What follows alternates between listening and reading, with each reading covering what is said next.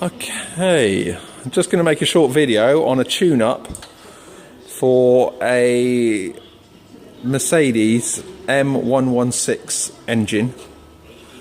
This come out of the very cool 1971 W109. It's such a lovely car, so well built. Right, I just thought I'd make this because I couldn't see anything online that showed how to go about it. So just checking it over. This one had real high revs on tick over. It was about 1500, which is ridiculous. So what I've done is, where do I start? Start by checking your points.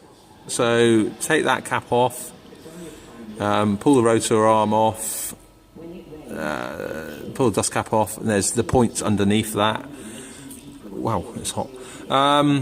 You want to set those points, give them a good clean with a bit of alcohol on a little piece of tissue or something. You want to set that at 0.4 on your feeler gauge. These were 0.2 for some strange reason. Then from that, so you know that's right, put all that back together again. You can use a dwell meter, which I did double check my gap with a dwell meter. That was saying it wasn't quite right, but the feeler gauge felt right and it sounded right, so I was happy with that. I did mess around with it a few times but couldn't alter it, so I left it at 0.4 on the feeler gauge. But if you want to use a dwell, you can connect it. I've got a torch here.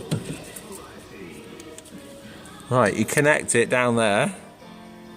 That's like the little sender wire that comes from your distributor. Goes down there. You connect, well, on this one, the green there, and then you connect to an earth, which I did there. There you are, and that will give you your dwell. What you also got is your idle screw there, that big one there. This again, it was ticking over so high that I wound it in, but that was mainly due to the advance on it, but I did wind that in to start with. Then I went to set the advance and the timing. So down there is a Allen key, guessing 5mm Allen key, something like that, but it's a long way down. You need about an 8-inch Allen key or socket set with extenders. Do that, then you want to set your cheap little timing gun. Again, live neutral on your battery.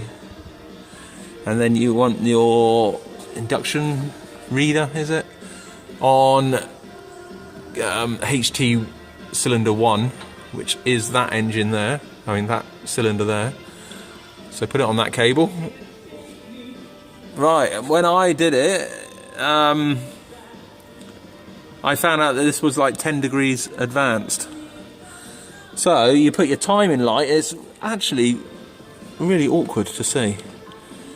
Put your timing light up above the dizzy there and shine it down. And I don't think this video is going to pick it up. But where that belt is,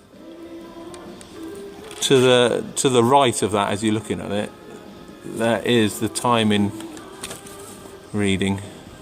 I think you can just see a little bit of white paint, which I painted. There's a little pin there, painted that little bit of white on there, and then I marked up the reader or the markings with white as well for dead top. So yeah, what you do, undo that, put your timing light on, and then rotate your distributor. If you rotate it anti-clockwise, it advances, and counterclockwise, and you retard it. So mine did need retarding quite a bit actually. So when I've done that, pinch it up tight, you know, with your fingers there. Double check it again, because tightening it up can move it quite a bit. And when you're really happy, then put a ratchet on that, tighten that up. And once I'd done that, then I had to actually back off this a little bit, another quarter of a turn, just to bring the revs back up. So you want it to tick over at about 750.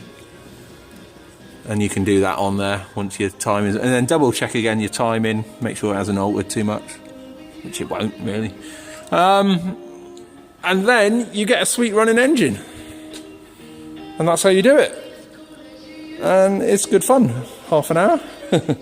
So I hope it helps. Okay.